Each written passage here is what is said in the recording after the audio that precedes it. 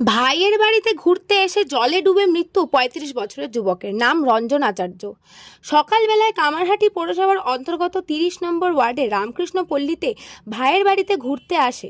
দুপুরবেলায় ভাইয়ের দুই মেয়েকে নিয়ে পাড়ার পুকুরে স্নান করতে যায়। ভাইয়ের মেয়েদেরকে স্নান করিয়ে বাড়ি পাঠিয়ে দিয়ে নিজে স্নান করতে নেমে সাঁতার কাটতে কাটতে মাছ পুকুরে গিয়ে জলে ডুবে যায়। বিকেল ৪টে নাগাদ আবার পাড়ার লোকেরা খোঁজাখুঁজি শুরু করে। তারপর ৩০ নম্বর ওয়ার্ডে তৃণমূল কংগ্রেস কাউন্সিলরকে খবর দেওয়া হয়। কাউন্সিলর এসে বেলঘরিয়া থানায় খবর দেন। বেলঘরিয়া থানার পুলিশ আসে, ডুবুরি আনা হয়। ডুবুরিরা পুকুরে নেমে দীর্ঘক্ষণ খোঁজাখুঁজি করে। পাড়ার লোকেরাও পাশাপাশি নৌকা দিয়ে খোঁজ চালায় পুকুরে, কিন্তু এখনও যুবকের মৃতদেহ উদ্ধার করতে পারেনি এলাকার মানুষ সহ ডিজাস্টার ম্যানেজমেন্টের লোকেরা।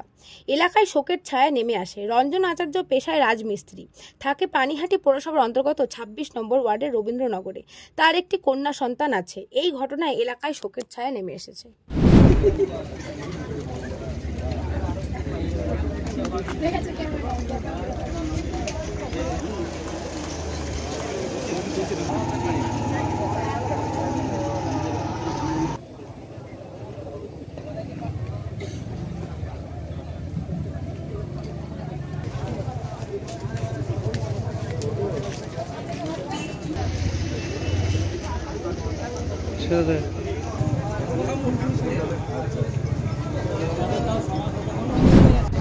কি ৩০ বছরের একটা ছেলে দুপুরে ওর ভাইজিদের নিয়ে এই পুকুরে স্নান করতে এসেছে।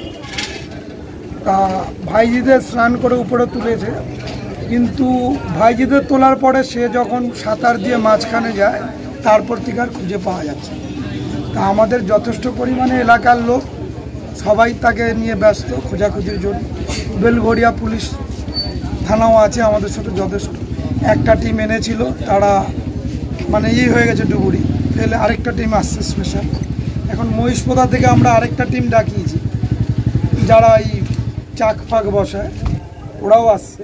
আমরা চেষ্টা চালাচ্ছি যেইভাবে যত তাড়াতাড়ি উঠাবার জন্য বডিটা চিন্তা। এই যে এরা কি এরকম ধরনের ঘটনা কি এই পুকুরে ঘটেছে? না না, আমি তো দেখি প্রথম।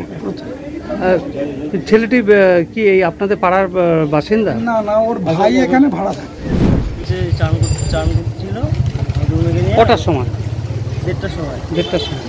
তারপর তোরা উঠে যা, তারপর আমি যাচ্ছি না, বলছে না যেটু চলো ওঠো।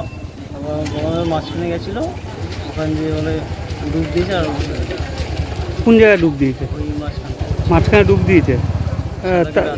একাই ছিল? একাই ছিল। সাথে তোমরা কি ছিল না? আমাদের ঘরে ছিল। হ্যাঁ বলছি কি ছিল, কারা ছিল তার সাথে? রুমে ছিল। তাদেরকে স্নান করানো হয়ে গেছিল? আপনার দাদা কি করেন? দাদার নাম? রঞ্জন আছে। হ্যাঁ, রঞ্জন আছে। কিরম বয়স দাদা? ৩৫। এখন কি অবস্থা হয়েছে দাদার? এখনো খুঁজে পাওয়া যাচ্ছে। খুঁজে পাওয়া যাচ্ছে। ডুবুরি নেমেছিল? হ্যাঁ, নেমেছিল, খুঁজে দেওয়া পারেনি। ব্যুরো রিপোর্ট, নিউজ বঙ্গ টাইম।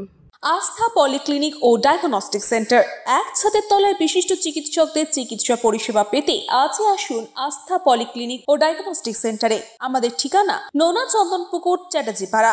আমাদের যোগাযোগ নম্বর 7003758330। फास्ट मूविंग वर्ल्ड में वही आगे है जिसके पास है स्पीड, जैसे मेघबाला ब्रॉडबैंड। सही स्पीड सही पहचान। सो अगर कांस्टेंट फास्ट स्पीड चाहिए तो ले आइए Meghbala broadband. New Shatarupa one stop solution for your smart choice. এখানে সকল প্রকার ব্র্যান্ডেড কোম্পানির TV, fridge, mobile, computer, laptop, sound system এবং মোবাইল ও কম্পিউটার অ্যাক্সেসরিজ সঠিক মূল্যে বিক্রয় করা হয়। প্রতিটি কেনাকাটায় আকর্ষণীয় ছাড় এবং নিশ্চিত উপহার। ঠিকানা ইন্দ্রনগর, সোদপুর, কলকাতা ১১০ এবং মুরাকাছা, সোদপুর, কলকাতা ১১১।